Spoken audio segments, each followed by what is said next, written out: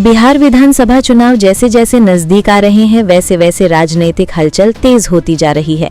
इस बार भाजपा ने एक बड़ा दांव खेला है। पार्टी ने केंद्रीय मंत्री धर्मेंद्र प्रधान को बिहार चुनाव का प्रभारी बनाया है। बीजेपी के इस फैसले से विरोधी खेमे में खलबली मच गई है। दरअसल धर्मेंद्र प्रधान का मतलब है जीत की गारंटी। ये हम नहीं, आंकड़े कहते हैं। धर्मेंद्र प्रधान का चुनावी रिकॉर्ड शानदार रहा है। उन्हें भाजपा का चुपचाप काम करने वाला रणनीतिकार कहा जाता है। वे मंच पर कम और बैकग्राउंड में ज्यादा दिखते हैं। यही वजह है कि हर राज्य में उन्हें जीत दिलाने का श्रेय दिया जाता है। ऐसा 2024 में हुए हरियाणा और ओडिशा के विधानसभा चुनाव में साबित भी हो चुका है। ओडिशा में धर्मेंद्र प्रधान के प्रभारी रहते बीजेपी ने लगातार 24 साल से सरकार चला रहे बीजू जनता दल को सत्ता से चलता कर दिया और पहली बार वहां पर सरकार बनाई। इसका श्रेय काफी हद तक धर्मेंद्र प्रधान की रणनीति और चुनावी अभियान को दिया गया। पिछले साल हुए हरियाणा विधानसभा चुनाव में बीजेपी को भारी एंटी इनकम्बेंसी का सामना करना पड़ रहा था। जाट, किसान और अग्निवीर योजना से नाराज युवा सब चुनौती बने हुए थे, लेकिन प्रधान ने सधी हुई रणनीति से पार्टी को तीसरी बार सत्ता दिलाई।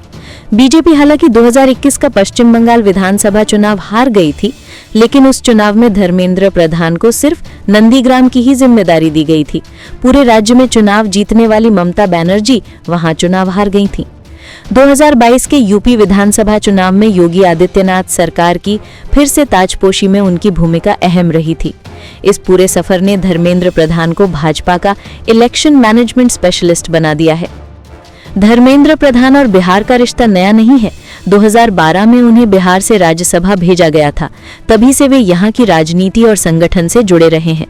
भाजपा के अंदरूनी कामकाज को संभालने में उनकी बड़ी भूमिका रही है। प्रधान और मुख्यमंत्री नीतीश कुमार के बीच भी व्यक्तिगत रिश्ते हैं।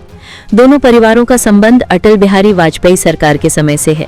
यही वजह है कि एनडीए के भीतर तालमेल साधने में प्रधान की भूमिका और भी मजबूत मानी जा रही है। धर्मेंद्र प्रधान ओबीसी समाज से आते हैं। ये वही वर्ग है जिसे नीतीश कुमार का कोर वोट बैंक माना जाता है। इससे भाजपा और जदयू के बीच तालमेल को मजबूती मिल सकती है। भाजपा को उम्मीद है कि प्रधान की सामाजिक पृष्ठभूमि और रणनीतिक कौशल से एनडीए को सीधा फायदा मिलेगा। धर्मेंद्र प्रधान का सबसे बड़ा गुण है संयम और रणनीतिक संतुलन। वे मीडिया में कम और जमीनी कार्यकर्ताओं के साथ ज्यादा समय बिताते हैं। संगठन के भीतर उनकी पकड़ मजबूत है और वे स्थानीय नेताओं के साथ बेहतर संवाद बनाकर चलते हैं। यही उनकी सफलता का राज है। बिहार की राजनीति में अब सबकी नजर इस बात पर होगी कि क्या धर्मेंद्र प्रधान यहां भी अपनी जीत का सिलसिला जारी रख पाएंगे।